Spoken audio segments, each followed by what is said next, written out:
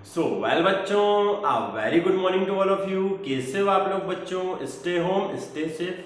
स्वागत है बच्चों आपका हमारे YouTube channel royal maths academy में। और बच्चों आज मैं आपके लिए लेके आया हूँ हमारी क्लास 10th मैथ्स के बच्चों चैप्टर फर्स्ट रियल यानी वास्तविक संख्याओं से लेकर बच्चों चैप्टर नंबर 5 यानी अर्थमेटिक प्रोग्रेशन समांतर श्रेणी तक कौन कौन से मोस्ट इंपोर्टेंट फॉर्मूले हैं जो एग्जाम में पूछे भी जाते हैं बच्चों और हमें लर्न भी होने चाहिए, ताकि हम क्या कर पाए बच्चों, उनके बिहाफ पर हम क्या कर पाए, ऑब्जेक्टिव टाइप जो हमें क्वेश्चन आता है या हमसे बेसिक से पूछ लेता है तो बच्चों उसको हम सॉल्व कर पाए। ठीक है, चलो बच्चों बिना देर करे क्या करते हैं, लेक्चर को स्टार्ट करते हैं। चैप्टर नंबर फर्स्ट से बच्चों बेसिकली जो आपको पूछ सकता है वो आपसे पूछता है what is Euclid division algorithm, है ना। यूक्लिड की विभाजन प्रमेय क्या है समझाइए। तो बच्चों आप लोग जानते हो यूक्लिड का डिवीजन एल्गोरिथम हम दो वैल्यूज का एचसीएफ निकालने के लिए क्या करते हैं, यूज करते हैं। a equal to b into q plus r या dividend equal to division into question plus remainder, है ना। इसको हम स्टेप बाय स्टेप बच्चों जब तक रिपीट करते रहते हैं जब तक हमारे रिमाइंडर की वैल्यू जीरो नहीं आ जाए। तो लास्ट वाला डिवीजन जिससे क्वेश्चन को मल्टीप्लाई करने पे रिमाइंडर का वैल्यू जीरो आता है बच्चों, वो आपका एचसीएफ होता है दोनों वैल्यूज का। तो a equal to b into q plus r हम लोग फॉर्मूला याद रखेंगे यूक्लिड के डिवीजन एल्गोरिथम का। दूसरा मोस्ट इंपोर्टेंट क्वेश्चन जो बच्चों रियल नंबर से बनता है बेसिक से, वो है what is fundamental theorem of arithmetic. Hindi में बच्चों अंक गणित का मूलभूत प्रमेय क्या है समझाइए। तो बच्चों सिंपल सा एक इसका थ्योरम है, याद रखना। every number can be divided in its prime factor, that is called fundamental theorem of arithmetic।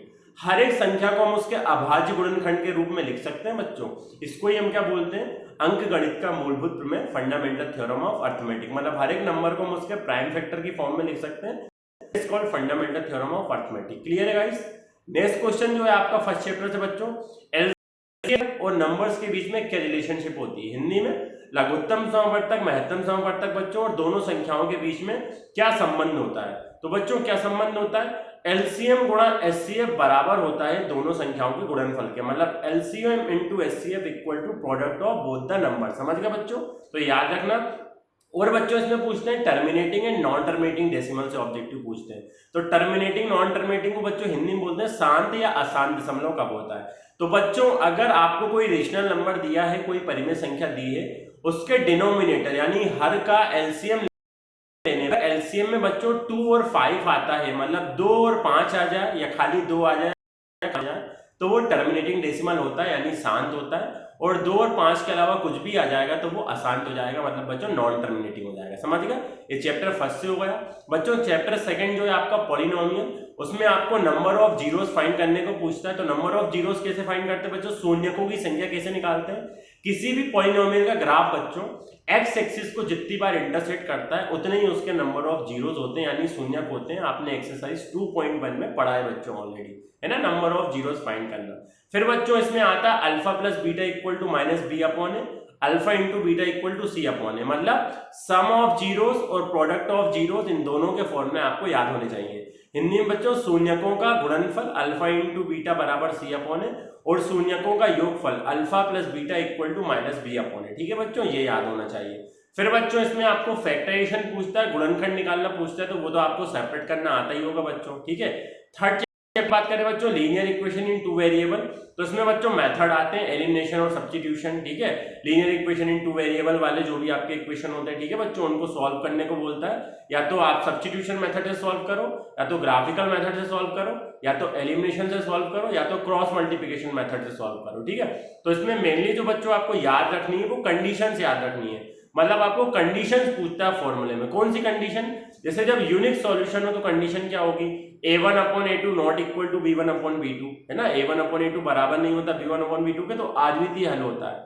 दूसरा क्या है बच्चों, a1 upon a2 equal to b1 upon b2 not equal to c1 upon c2, तो इसको बोलते हैं नो सॉल्यूशन बच्चों, मतलब कोई भी हल नहीं होगा। तीसरे में बच्चों तीनों बराबर होते हैं, a1 upon a2 equal to b1 upon b2 equal to c1 upon c2। ठीक है बच्चों, तो ये क्या हो जाएगा, ये हो जाएगा इनफाइनाइट मेनी सॉल्यूशन, अंततः अनेक हल होंगे। समझ गए बच्चों।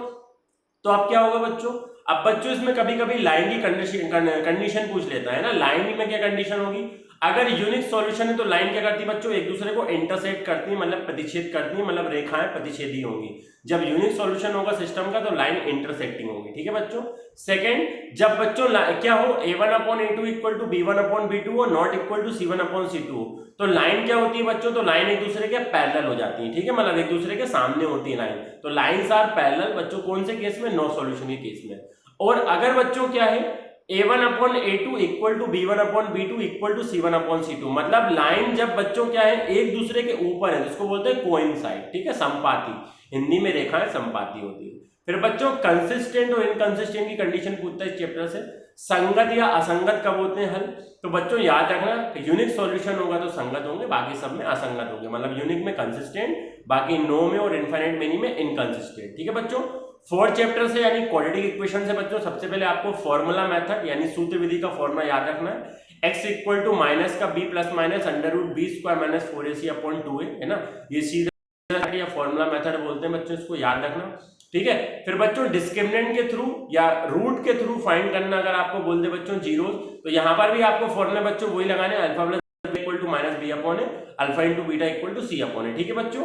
और फिर आपको क्या करना है बच्चों, अगर ऑब्जेक्टिव में बच्चों आपको क्वाड्रेटिक फॉर्मूला पूछ लेता है या डिस्क्रिमिनेंट पूछ लेता है, तो बच्चों डिस्क्रिमिनेंट में आप क्या लिखोगे, d equal to b square minus 4ac, है ना, ये डिस्क्रिमिनेंट निकालने का फॉर्मूला होता है। फिर बच्चों क्वाड्रेटिक फॉर्मूला, जैसे आपको अल्फा एक पर्टिकुलर रूट फाइंड करना है, तो alpha equal to under root में बच्चों आप क्या लिखोगे, b plus minus d upon 2a, है ना।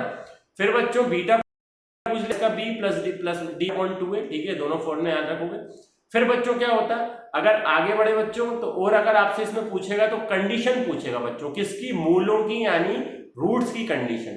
तो पहली कंडीशन क्या बच्चों, अगर बी स्क्वायर माइनस 4ac की वैल्यू जीरो से कम आती है, मतलब आपका आंसर माइनस में आता है, तो मूल बच्चों क्या होंगे, मूल वास्तविक व असमान होंगे, root are real and unequal. अगर बी स्क्वायर माइनस 4ac का वैल्यू जीरो के इक्वल हो जाता है बच्चों, तो मूल वास्तविक का समान होंगे, then two equal real root, है ना, और पहले वाले को टू डिस्टिंक्ट रियल रूट भी बोलते हैं। ठीक है बच्चों। थर्ड वाली कंडीशन, अगर बी स्क्वायर माइनस 4ac क्या हो जाए बच्चों, जीरो से बड़ा आ जाए, जीरो से छोटा आ जाए, मतलब माइनस में आ जाए, तो माइनस के केस में रूट्स क्या होते हैं बच्चों, इमेजिनरी होते हैं। तो अगर जीरो से बड़ा आ रहा है, पॉजिटिव आ रहा है, तो टू डिस्टिंक्ट रियल रूट, मतलब दो वास्तविक और असमान मूल होंगे। अगर जीरो के बराबर आ रहा है बी स्क्वायर माइनस 4ac, तो two real and equal root, है ना, तो वास्तविक व समान मूल होंगे। और अगर जीरो से छोटा आ रहा है, मतलब आपका आंसर माइनस में आ रहा है, तो बच्चों वास्तविक व तो मूल काल्पनिक होंगे, root are imaginary. Fifth chapter से बच्चों कौन कौन से फॉर्मूले बोलता है, first 5 terms of AP, AP के शुरू के 5 पद, तो बच्चों a plus d, a plus 2d, a plus 3d, a plus 4d। ठीक है, याद रखेंगे बच्चों। nth टर्म निकालने का फॉर्मूला एपी का, तो n equal to a plus n minus 1 into d. Last term निकालने का फॉर्मूला एपी का, l equal to a plus n minus 1 into d. बच्चों सम निकालने का formula sn equal to n upon two a plus n, या last term नहीं दी गई है तो बच्चों sn equal to n upon two bracket में 2a plus n minus 1 into d. Common difference D निकालने का फॉर्मूला बच्चों a2 माइनस a1। ठीक है बच्चों, तो ये फॉर्मूले कहां से आते हैं, एपी से आते हैं। तो बच्चों इस लेक्चर में मैंने फर्स्ट चैप्टर से लेकर फिफ्थ चैप्टर तक के जितने भी मोस्ट इंपोर्टेंट क्वेश्चन ऑब्जेक्टिव में बन सकते हैं उनको एक्सप्लेन कर दिया। अब ऐसे ही बच्चों एक में 6 से 10 तक लाऊंगा, फिर 11 to 15 तक लेके आऊंगा। समझ गया बच्चों। लेक्चर को लाइक कर देना बच्चों, और बाकी बच्चों के साथ भी शेयर कर देना, ताकि उनको भी क्या मिल सके बच्चों, हेल्प मिल सके। और अगर अभी तक बच्चों आपने हमारे YouTube चैनल को सब्सक्राइब ना करा हो तो सब्सक्राइब कर लें बच्चों, ताकि आपको हमारे वीडियो की लेटेस्ट नोटिफिकेशन मिलती रहे। थैंक यू बच्चों। Stay home, stay safe.